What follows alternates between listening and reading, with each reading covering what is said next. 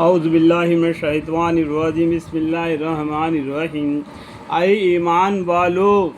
اپنے باپوں کو، اپنے بھائیوں کو اپنا رفیق مت بناؤ اگر وہ لوگ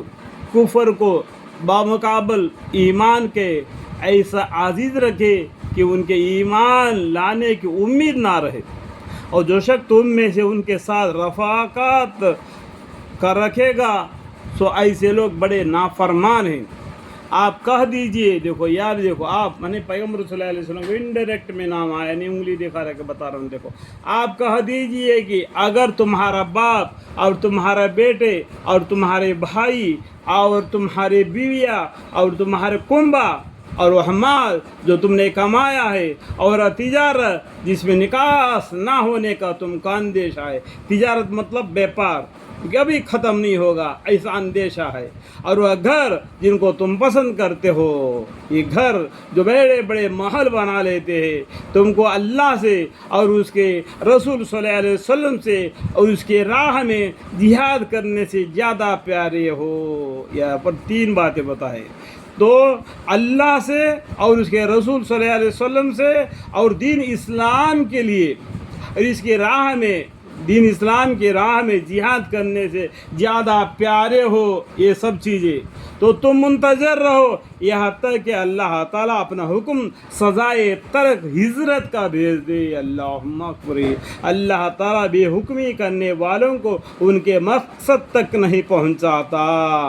اللہم اکبر۔ تم کو خدا تعالیٰ نے لڑائی کے بہت موقعوں میں کفار پر غلبہ دیا، اور حنین کے دن بھی، یہاں پر 5 نمبر فائدہ ہے، یہاں پر پڑھنے سے معلوم ہو جاتا ہے حنین کا جگہ ایک ہے، وہاں پر لڑائی ہوئی تھی، طائف کی لڑائی، تو اس کے بارے میں اس کا دبی معنی لکھا ہوا ہے، ٹھیک ہے۔ جب تم کو اپنے مجمع کی کثرت سے گرہ ہو گیا تھا، یعنی مسلمانوں کے زیادہ ہونے کا تم میں ایک گرہ آ گیا تھا، پھر وہ کثرت تمہارے لیے کچھ کار آمد نہ ہوئی اور تم پر زمین باوجھ اپنے فراقی کے تنگی کرنے لگی۔ دیکھو وہاں پر پیغمبر صلی اللہ علیہ وسلم نے صحابوں کو بتلائے تھے حکم، انہوں نے ان کو نظر اندازہ کرتے اپنے منمانی میں گزار دیا، تو وہاں پر کچھ نقصان اٹھانا پڑا،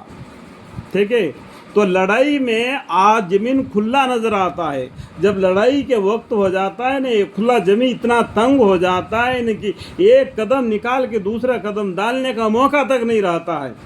کیونکہ آج کل سیٹلائٹ رہے سب نشانیاں زمین کے پکڑ لیتے ہیں، ایک دم بام گر جاتا ہے، تھوڑا سا بھی اجالا ہو گیا، اگر تھوڑا سا بھی آدمی کا حرکت معلوم ہو گیا تو ایک دم بام گر جاتا ہے۔ سمجھ گیا بات؟